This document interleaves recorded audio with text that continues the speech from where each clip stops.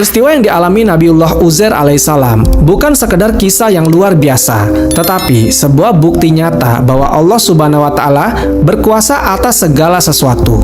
Dia bisa menghidupkan yang mati, membangkitkan sesuatu yang telah lenyap, dan mengembalikan kehidupan yang tampak mustahil untuk pulih. Apa yang awalnya hanya sebuah pertanyaan di hati Uzair, yaitu bagaimanakah Allah bisa menghidupkan kembali negeri yang mati, akhirnya terjawab dengan pengalaman langsung yang dia alami. Allah Subhanahu wa Ta'ala tidak hanya membangkitkan kembali desa yang hancur, tetapi juga menunjukkan kepadanya bagaimana kehidupan bisa diciptakan kembali dari tulang belulang yang sudah hancur. Namun, kisah ini tidak berakhir di sini. Nabiullah Uzair alaihissalam tetap hidup di tengah kaumnya, mengajarkan mereka kitab Allah Subhanahu wa Ta'ala dan memperbaiki keimanan mereka. Beliau menjadi saksi hidup tentang kekuasaan Allah Subhanahu wa Ta'ala yang mutlak. Kisah yang terus diceritakan dari generasi ke generasi mengajarkan manusia bahwa kehidupan, kematian, dan kebangkitan hanyalah berada di tangan Allah Subhanahu wa Ta'ala semata. Dan hingga hari ini, kisah Nabiullah Uzair tetap menjadi salah satu pelajaran berharga dalam sejarah umat manusia.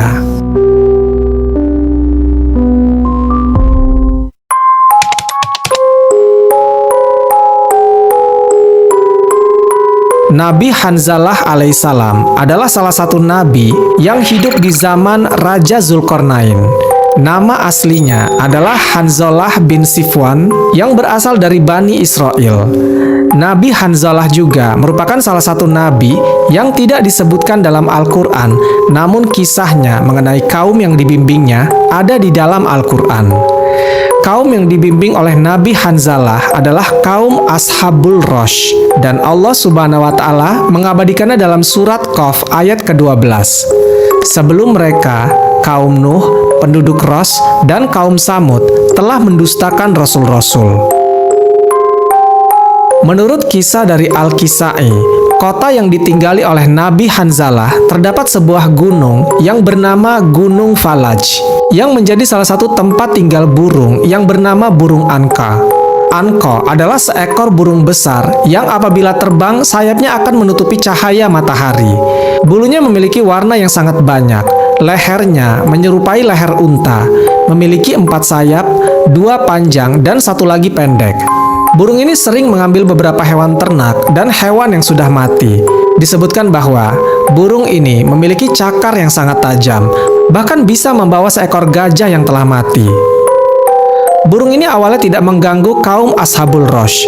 Sampai suatu saat, burung ini mulai memangsa dengan lepas kendali. Burung ini mulai memangsa anak-anak dari kaum Ashabul Rosh, sehingga kaum ini mengadu kepada Nabi Hanzalah. Nabi Hanzalah alaihissalam pun berdoa kepada Allah Subhanahu wa Ta'ala. Ya Allah ya Rob, matikanlah binatang tersebut dan putuskanlah keturunannya. Allah Subhanahu wa Ta'ala mengabulkan doa Nabi Hanzalah. Seketika burung anka pun terbakar, sehingga tidak ada yang tersisa lagi di muka bumi. Kejadian ini terjadi sebelum Nabi Hanzalah diutus Allah Subhanahu wa Ta'ala untuk mengajak kaum Ashabul Rosh untuk beriman. Lalu siapa sebenarnya Ashabul Rosh ini? Menurut Qisasul Anbiya yang ditulis oleh Ibnu Katsir, kaum Ashabul Rosh merupakan salah satu kaum yang ada di daerah Yaman. Kaum ini sering disebut sebagai kaum Rosh. Nabi Hanzalah diutus kepada kaum ini untuk memperingatkan dan mengajak mereka agar beriman kepada Allah Subhanahu wa Ta'ala. Kaum Rosh merupakan kaum yang tidak menyembah Allah Subhanahu wa Ta'ala.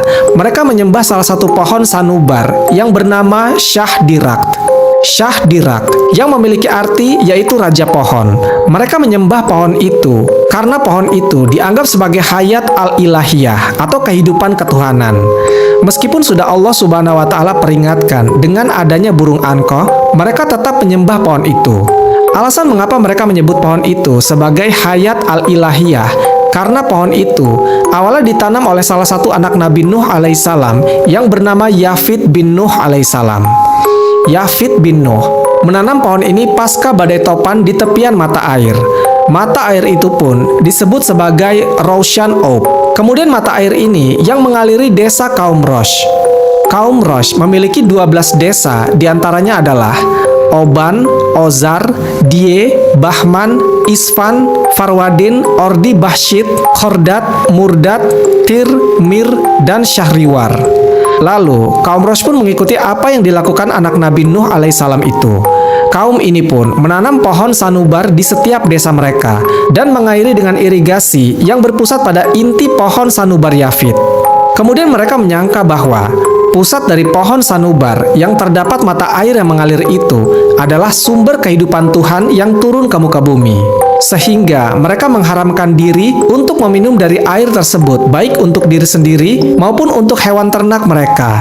Bahkan mereka membuat peraturan, barang siapa yang meminum airnya, maka akan dibunuh. Mereka menjadikan air itu sebagai sumber kehidupan Tuhan, dan pohon sanubar sebagai inti dari kehidupan Tuhan juga dianggap sebagai pohon yang berisi roh Tuhan yang harus disembah. Jelas sekali ini bertentangan dengan konsep ketuhanan yang diajarkan sejak zaman Nabi Adam dan seterusnya. Kaum Rosh sering mengadakan acara sahari dalam